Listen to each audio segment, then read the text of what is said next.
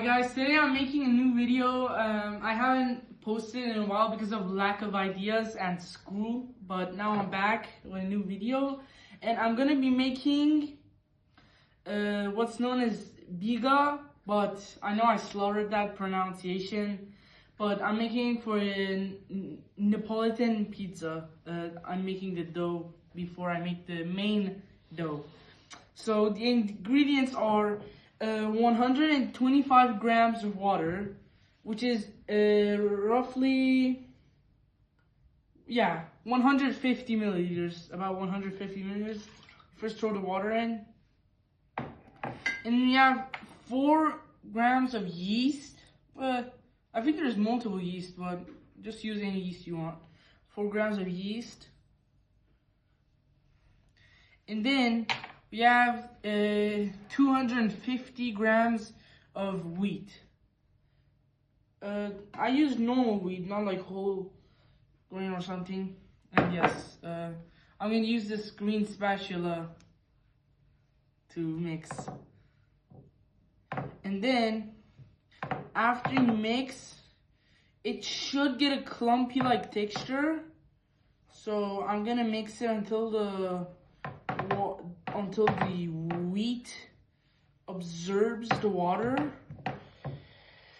It's getting a little bit hard. Okay. But now look at this texture. It's like half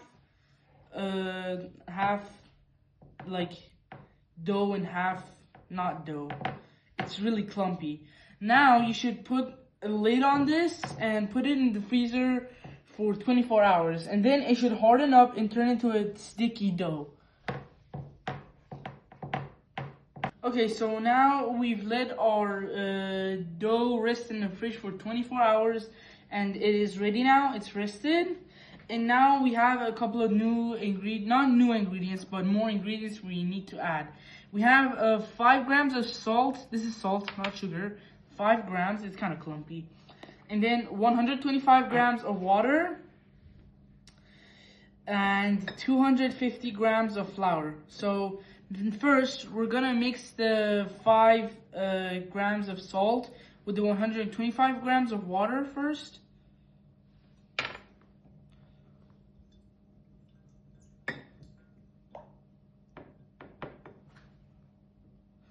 Okay, so now we're gonna throw that in. The salt is at the bottom a bit. I wanna get the salt in there. Okay.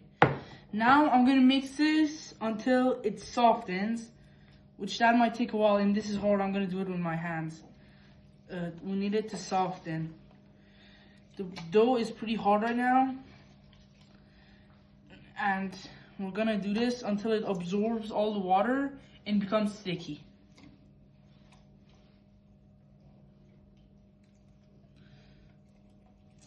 Okay, so now it's more softened. We're gonna add our 250 grams of flour, all of it in one portion. And then, again, we're gonna mix it in until the water dissolves and it turns into the dough texture we want. You see, it's already forming. Now, after this, it will get a bit sticky, but that's okay because it's a part of it. Okay, so now that it's knitted enough, we're gonna just do this a little bit more. Okay. And now that that's finished, we're gonna put a timer. I have here, there's a timer. I'm gonna put it to rest for 30 minutes. And after that, we'll come and do the next steps. Okay, so now the dough has rested for 30 minutes. Now I'm gonna do the next step, which is folding the dough. So we'll start like this, and then we'll stretch it out, and then lay it like this, and then switch the other direction, and then do the same sequence, and then we'll do it sideways, and then again on this side. Okay, so now this is a sequence that we just did. We folded in all the directions, and then we're gonna let this rest for 30 minutes, and we have to repeat this 3 times. Okay, so we did our sequence of the folds. Now we did it for 3 times and we rested it. So now we're gonna need to cut the dough in half, and then turn the half of the dough into balls. 2 little balls will go on these, and then I'll come back and do the rest. Now that we divided the dough into 2 equal parts, we're gonna turn the 2 equal parts into a round shape dough, kind of like a ball or more of a square, just by doing this. It's a simple one. You twist it and you move it in your hands, and then it gets the... Okay, so now we put our dough into 2 round shapes right now, and we put some flour on it so it doesn't stick. And now we're gonna put some plastic on these, and we're gonna let them rest for 3 minutes.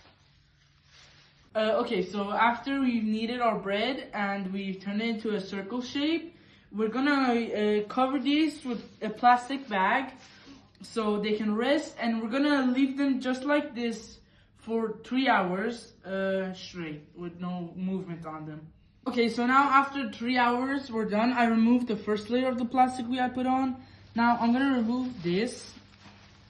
Oh, it's a little bit sticky. As you can see, it's all got puffed up. Now I'm gonna put some of this semolina flour. I'm pretty sure it's the flour used to make pasta. And then we're gonna spread this out like a pizza. And then once I'm done, I'll be back. Okay, so I turned my bread, I flattened it out, I turned it into a pizza shape. So now we're gonna add the toppings before we let it cook in the oven. So first, I'm gonna add some sauce. Now this is marinara sauce that I made myself, but you can use any sauce you want, but I like marinara sauce. Let's just put that there, and then we'll just spread it around until it completely covers the surface.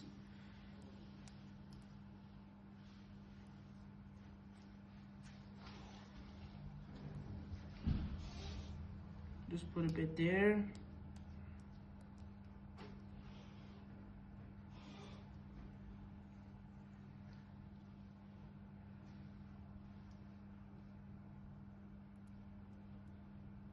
And now that it's fully covered, let me just spread it to this part a bit. There we go. Okay, now that it's fully covered, I'm gonna add our mozzarella cheese, and these are in the shape of tiny little balls. And for pizzas, you don't need to use a lot of cheese, just a little bit.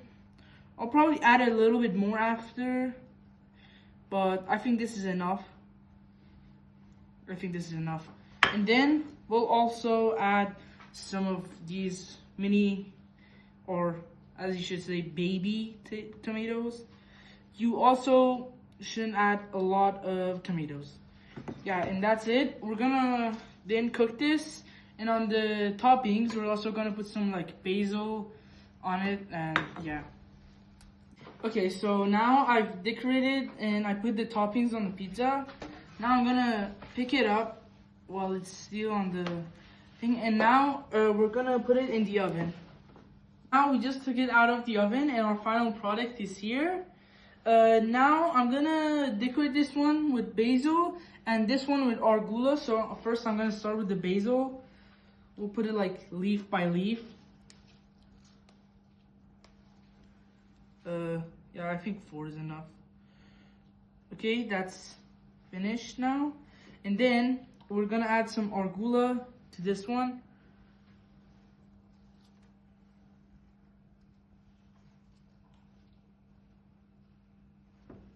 And there you have it. That's the finished product, or Napolitan pizza. Yes, I hope you liked it.